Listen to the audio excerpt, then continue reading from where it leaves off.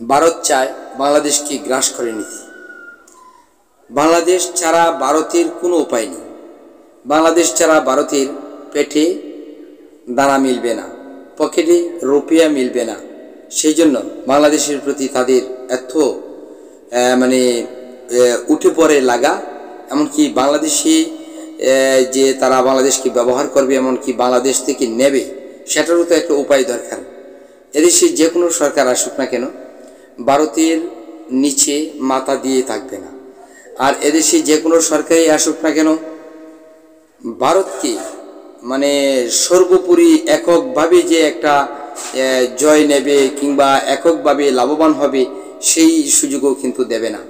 শেখ হাসিনাই দিয়েছিল যে ভারত এককভাবে শুধু লাভবান হবে, ভারত এককভাবে এদেশকে চুষে নিয়ে তারা পরিপাটি হবে। শেখ হাসিনাই দিয়েছিল ভারতকে এই সুযোগ সীমান্ত এলাকায়, যেখানে নাকি একের পর এক করে খুন করা হয়েছে, হত্যা করা হয়েছে সীমান্তবাসীদেরকে। এরপরও শেখ হাসিনা কোনো কিছু বলেনি।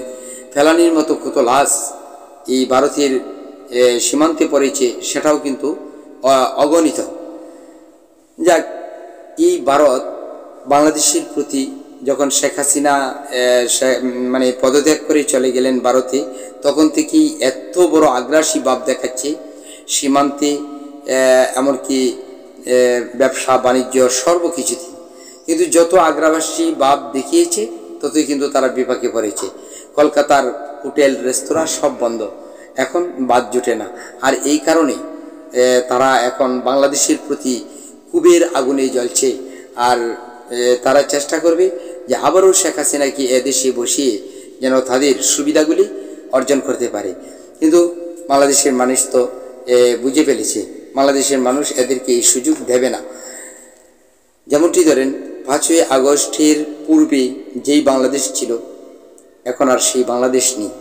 এখন পাকিস্তান থেকে মালামাল আসছে, চীন থেকে আসছে, বিশ্বের প্রত্যেকটা রাষ্ট্রের সঙ্গে এই ইন্টারিম গভর্নমেন্ট অর্থাৎ ডক্টর ইউনূস, যিনি প্রধান উপদেষ্টা, তিনি যোগাযোগ করেছেন। আর প্রত্যেকটি দেশ থেকেই প্রচুর পরিমাণে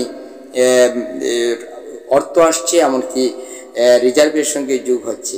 শুধু তাই নয়, যখন এই ফেসিবাদ, আওয়ামী ফেসিবাদ পদত্যাগ করে চলে গেল, তখন দেখেন যে কত হিউজ পরিমাণে ব্যাংকে এসে ডলার জমা হচ্ছে। এখন টাকার চেয়ে যেন ডলার বেশি, এরকম আছে কোনো কোনো ব্যাংক, যেখানে নাকি অর্থাৎ যারা বিদেশি অর্থাৎ রেমিটেন্স যোদ্ধা, তারা কিন্তু বিদেশ থাকে, এমনকি বিদেশ থেকে অর্থ যে পাঠায়, সেটা হুন্ডির মাধ্যমে কিংবা অন্য কোনো উপায়ে পাঠাতো। আর যখন শুনেছে যে নতুন সরকার এসেছে, অর্থাৎ এই আওয়ামী ফেসিবাদ বিদায় নিয়েছে, তখন অ্যাভেলেবল করে ব্যাংকে বৈধ উপায়ে টাকা পাঠাচ্ছে, এমনকি রেমিটেন্স দিচ্ছে দেশকে। তো এই রেমিটেন্স আসার ফলে আমাদের দেশ অনেকটাই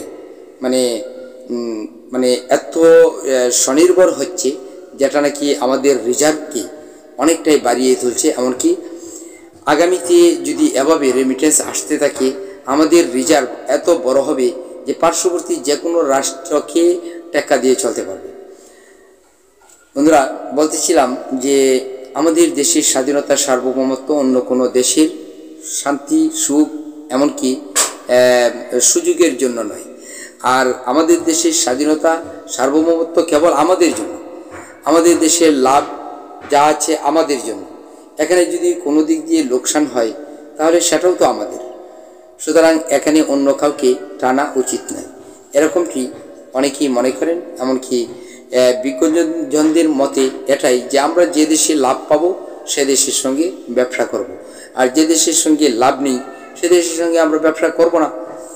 শেখ হাসিনার উপলব্ধি এটাই ছিল যে সে যেভাবে এদেশকে শোষণ শাসন করছে, এমনকি দুঃশাসনে লিপ্ত, ফেসিবাদী শাসনে লিপ্ত হয়েছে, এমনকি অন্যায়, জোর জুলুম, অত্যাচার, অবিচার করছে, তার তো শেষ পর্যন্ত জেলখানা ছাড়া উপায়ই নেই।